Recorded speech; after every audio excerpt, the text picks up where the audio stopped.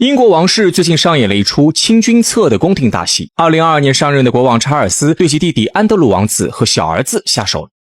查尔斯要求安德鲁王子搬出皇家行宫，哈利王子则被告知以后他的临时住所弗罗格莫尔小屋将被收回。在外界看来，这其中蕴含着强烈的政治韵味。王室给出的理由则是出于经济考虑。王室的理由有些牵强，谁都知道基本啥事不干的英国王室每年要花费数亿元，他们肯定不缺这点钱。不过此事也再次引发大家关注，基本上没啥用的英国王室每年花费还那么高，为啥非得保留？英国现任国王查尔斯是伊丽莎白2世的长子，今年75岁，2022年才登上国王宝座。他的母亲伊丽莎白2世出生在一战时期，到2022年去世。他长达96岁的人生中，见证了英国从日不落帝国到衰落的全过程。可是不管英国如何变化，王室始终屹立不倒。如今世界上只有日本、泰国等少数国家是君主制国家，其中最有名气的当属英国王室。英国王室向来以雍容华贵的形象著称，就连很多影视作品都有英国王室的素材。比如电影《罗马假日》的女主角安妮公主，原型就是伊丽莎白2世的妹妹玛格丽特公主。近百年来，最出名的王室成员除了2022年刚去世的伊丽莎白2世，还有戴安娜王妃。戴安娜王妃是个真性情的人，而且乐于做慈善，只不过她一生似乎并不幸福。1996年因丈夫出轨而离婚，第2年戴安娜王妃就遭遇车祸去世了。至今，英国最美王妃的形象依旧深入人心。英国王室依据权利法案的要求，基本不涉及政治，却过着世界上最清闲富贵的日子。而且根据英国政府的公开报告，英国王室一年的花销高达 3.34 亿英镑，约合人民币20多亿元。这就意味着只有6700万人口的英国，每个人每年要拿出 4.9 英镑给王室。很多人好奇，英国王室啥权利没有，为啥这么富有，钱都从哪来？其实英国王室有自己的固定资产，王室还有自己的公司。比如在二战前，伊丽莎白女王就在全球购置了20至25万公顷土地。二战结束后，王室把这些土地交给英国政府，英国政府负责每年给每个王室成员150万英镑工资。所以英国王室根本不缺钱，他们的工作就是吃喝玩乐，怎么烧钱怎么来。2018年，英国哈利王子结婚，邀请了全球600多个名流人士，这些人可不白来，王室负责给出场费。比如前来参加婚礼的球星贝克汉姆就给了100万英镑出场费，整场婚礼花费1200万英镑，光交税就用了40万英镑。日常生活中，王室也经常举办各种宴席，一年下来，各种宴席的酒水钱就高达500万英镑。其实这些都是小钱，最烧钱的就是白金汉宫的维护。每年王室要对白金汉宫维护保养5-6次，一次就需要用掉200万英镑。如此烧钱的英国王室为啥还一直保留着？这和英国的历史有关。公元9世纪，威塞克斯王国让英格兰实现了统一，威塞克斯成了英国最早的王室。1066年，法国诺曼底公爵入侵英格兰，建立了诺曼底王朝。可是没过几年，诺曼底王朝后继无人，大权落入了母系手中。父系旁支发起夺权斗争，最后选出了带有昂萨血统的亨利2世继位。自那之后，英国开始了金雀花王朝的历史。这个王朝在英国生存了近250年，虽然时间不长，却实现了大不列颠岛的统一，并且形成了英国议会制。在英国历史上有很多贵族起义事件，因此受其他贵族制约，英国王室的权力越来越小。1115年，在其他贵族的逼迫下，英国王室就被迫签署了大宪章，规定国王不得侵犯贵族财产，征用贵族土地，干涉教会。从那之后，英国王室轮换越来越频繁。17世纪，随着资产阶级的兴起，英国封建贵族的权力就更加小了。尤其是1688年，英国爆发了光荣革命，签订了权利法案，王室基本退出政治舞台。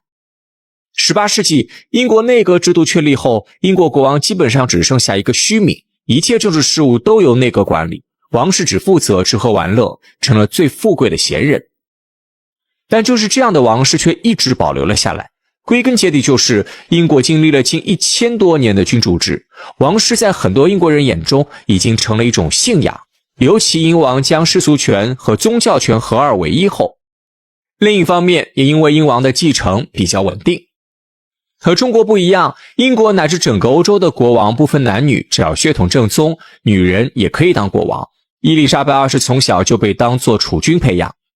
伊丽莎白二世1952年成为英国女王，那一年她才25岁。截止2022年去世，伊丽莎白二世在位70年，成为历史上在位时间最长的英国君主。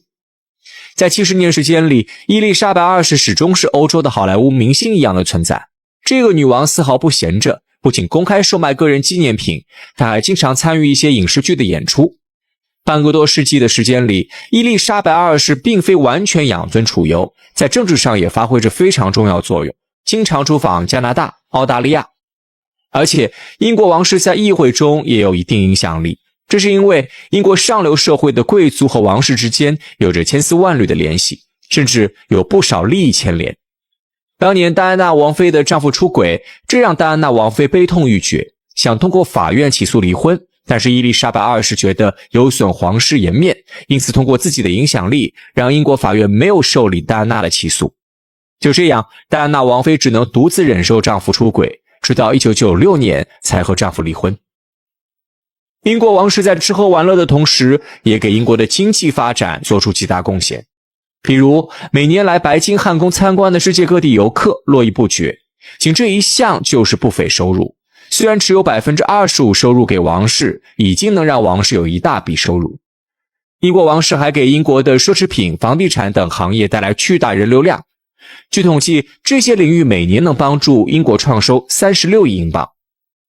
一定程度上，英国王室就是英国的摇钱树。政府每年付给王室的工资，在巨大收入面前可以说微乎其微。英国人对王室的信仰能让王室发挥团结国民的作用。只是自从伊丽莎白二世去世后，英国王室似乎陷入了多事之秋。2024年8月17号，根据英国媒体报道，英国王室安德鲁王子的安保团队被他的哥哥英国国王查尔斯3世解散。实际上，安德鲁王子有些咎由自取。近年来，这个王子几乎名誉扫地，尤其是他牵涉到的爱泼斯坦丑闻案被曝光后，不仅支付了大量和解费，还让整个英国王室名誉受损。解除安德鲁王子的安保队，最终目的就是逼迫他搬离温莎的皇家小屋。这个住所每年的安保费用就高达300万英镑。查尔斯国王和弟弟安德鲁之间的矛盾越发明显。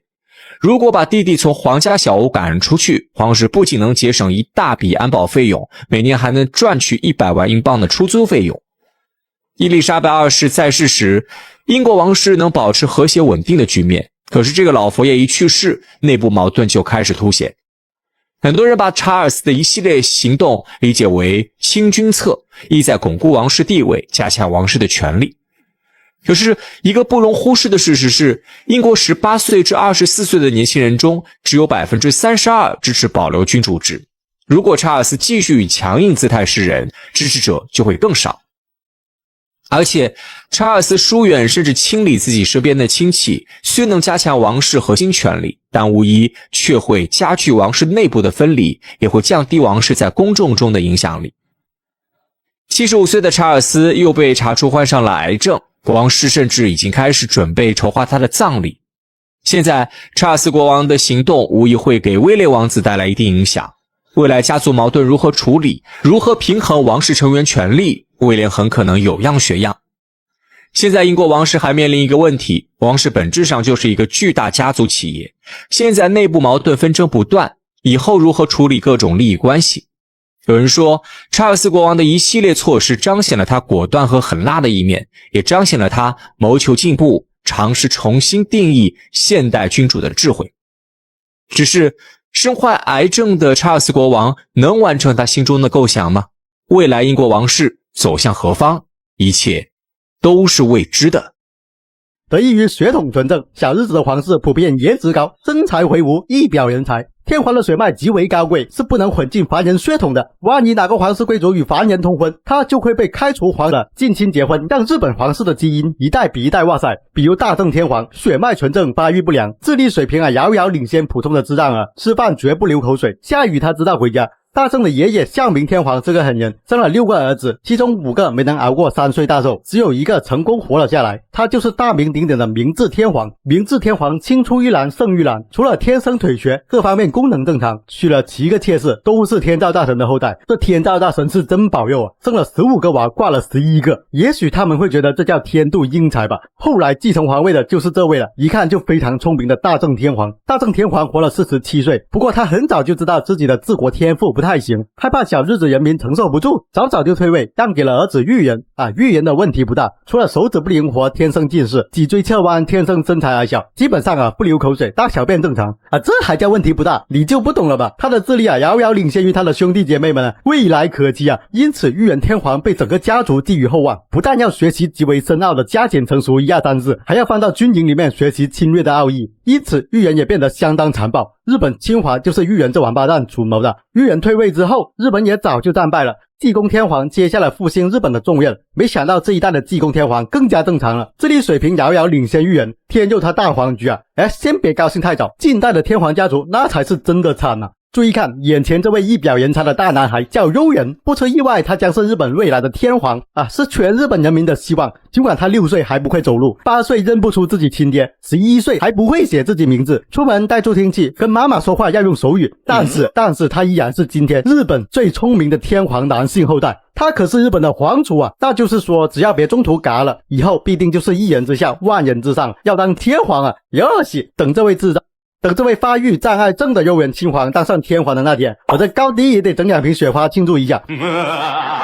话说我是很看好这位小老弟的，他的继位之路一定会顺风顺水。为什么呢？他们天皇家族由于近亲结婚，现在已经很难生出男孩了。他是整个家族56年来唯一的男丁，就算家族内部争斗一直不断，但始终是大局为重，谁敢把这棵独苗给拔了，天皇家族就会绝种。大和民族失去了天皇，就像西方失去了耶路撒冷。悠仁的父亲叫文仁，可惜文仁他不是天皇，他大哥德仁才是当今的日本天皇。德仁因为膝下无子，只能立弟弟的儿子悠仁为王储。皇室家族嘛，养兄弟肯定要争个你死我活的。德仁天皇1.63米，文仁亲王1.73米。很明显，德仁天皇的血统更加纯正，文仁的形象一看就不像太君，反而更像他们给自己制定了宪法，规定天皇只能由男性继承，目的就是控制血统的纯度。悠仁没出生之前，整个家族愁得不行，大郎德仁只有1个女儿，二郎文仁就更烦人了，2个女儿。问题是当年德仁的媳妇雅子已经快60岁了，根本不可能再生娃。文仁的媳妇纪子妃也差不多40岁了，40岁似乎还有希望。这不，通过各种努力，被整个民族寄予厚望的悠仁就诞生了。他的出生让另一个人这辈子彻底废了，他的堂姐爱子，德仁天皇唯一的女儿嫡长公主。公主她娘再怎么貌美如花，也遭不住皇族血统的基因强大。这长公主长得是十分寒碜，一听说她未来要当女天皇，日本网友们就坐不住了，在评论区无情的喷她。可怜的长公主不知道是气出病了还是真去减肥，1年之内竟然暴瘦将近40斤，直接从煤气罐变成了竹竿，风吹都能倒的那种。可是无论她多努力，这天皇还得是她堂弟悠仁的。悠仁的父亲文仁是真的狗，自从生了个儿子，腰不酸了，腿也不软了，说起话来比谁都大声，竟然敢叫嚣让哥哥退位，完全不在乎儿子是不是智障，在全日本民众面前大搞忽悠，说悠仁这孩子3岁就会花艺，6岁能搞小发明，未来可期，大和民族复兴指日可待。可是随着悠仁慢慢长大，日本群众就发现不对这看起来不太聪明的样子。首先在悠仁1岁的时候，大家就发现这个年纪小孩早就应该学会走路了吧，但是悠仁还要扶着墙踉踉跄跄的迈着小步伐。上幼儿园的时候，悠仁被记者拍下了他跟母亲使用手语交流，后来还被证实这是默启通手语。在悠仁5岁的时候，被一名记者发现他有语言障碍，小学运动会被人拍下他反应迟钝。还有人发现悠仁从小到大一直留着锅盖头，而且头发很长很难看，跟皇室内其他人的发型格格不入。细心的日本网友竟然发现了悠仁耳朵里藏着助听器。在他5年级的时候，读卖新闻曝光了悠仁把自己的名字写错。还有现在悠仁亲王在上的学校是专门教育智力障碍人士的，只要有男孩，就算流口水歪脑袋都不可能让女孩继承皇位。所以大家请放心，悠仁他必须是天皇。